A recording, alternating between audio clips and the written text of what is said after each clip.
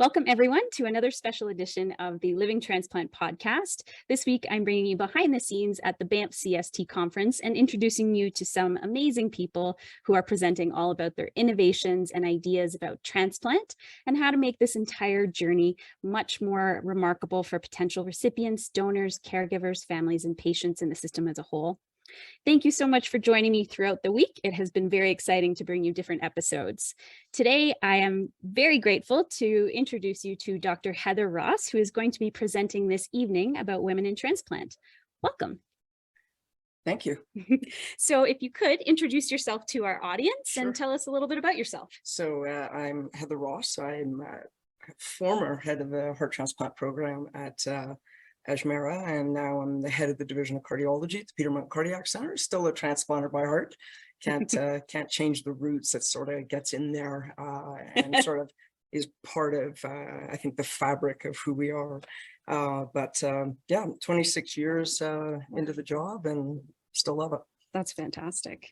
Can you talk to us a little bit about what you're going to be presenting tonight? So I was asked to speak about women in transplants, and I've had this opportunity over my career to merge what I love to do in life, which is adventure and expedition travel, and my job. And it's something that we call Test Your Limits. It was founded in 2006.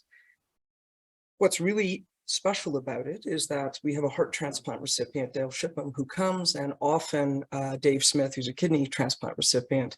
They're 23 and 25 years out from transplant respectively now. Gosh.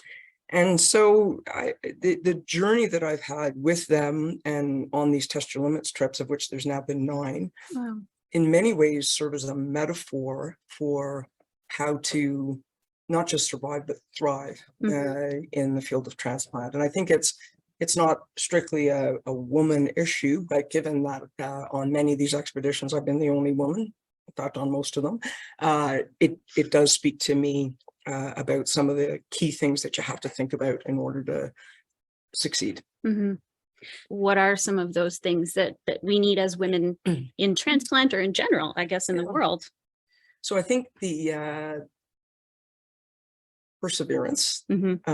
So certainly early on, especially in the field of cardiology, which is a very male-dominated field, there were times when you're, working hard and in some ways feel that you need to work more, do more, succeed at more to be at a level playing field. So the idea of perseverance, and that comes across on some of the trips that we've had, where it's kind of grueling day in, day out. You just put your head down and do what needs to be done. So perseverance is a big part.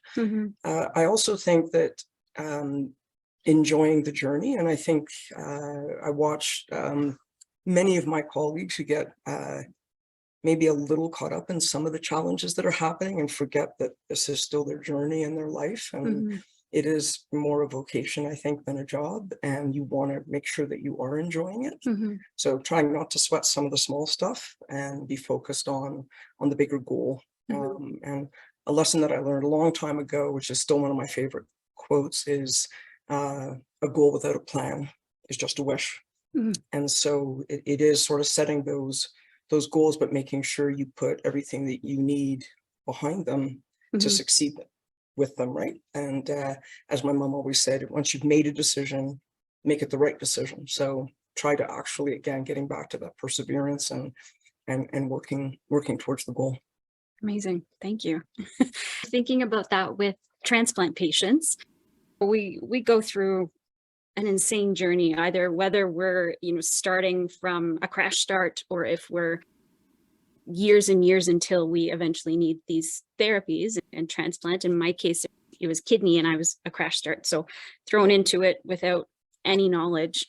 How do we kind of take those ideas through some of the hardest times of our life and apply like what you do on that mountain into those day-to-days that sometimes it can be hard to even get out of bed for some people? Yeah, so I really think walking a mile in somebody's shoes is a huge part of as a physician or healthcare provider, having compassion and trying to see things through somebody else's eyes. And so through these journeys, I myself have had pulmonary edema on one of the mountains, and another one of our trips, we were stranded with bad weather, waiting for the chopper to come in and rescue us. And you start to think about what it feels like for a patient to be on that journey. And I experienced these things for brief moments in time, whereas the patients, that's their existence until transplantation. Yeah. I think having had those experiences, which were pretty profound, even though they were short-lived, Of course. gave me a much bigger perspective on what the journey might be like. So I do think, and I said it last night, I think it's just, I think the CST has done a really good job of crucially engaging the voice of donor families, recips, persons with lived experience, like really understanding that journey, because if we can, then I think we can do a much better job preparing people for it. Fantastic. And you were just awarded with an incredible honor. Congratulations, a Lifetime Achievement Award. That is fantastic. Yeah. Wow. That was very special. So it way back in the day, when I came to Toronto, a number of senior people at the time, who are sort of legends right now in the field. So Ed Cole and Gary Levy, supported and mentored me, and I got involved in the CST, and actually went through and was president of the CST. And the CST and my time with the CST opened tremendous doors at an international level.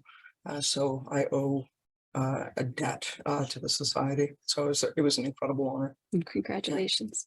I'm wondering if you can leave us with two pieces of advice. One piece of advice that you would give to female professionals, I guess, in general, and then maybe a piece of advice for our transplant community as a whole. So I still think mentorship is probably one of the single most important things. And I think men do it differently. So there's sort of that washroom mentorship that happens, or golf mentorship that happens. I think women have to be more particular in ensuring that they get the mentorship from multiple levels for multiple different reasons, because different mentors can provide different advice. I still think mentorship is crucial, and I know that I've benefited tremendously from it.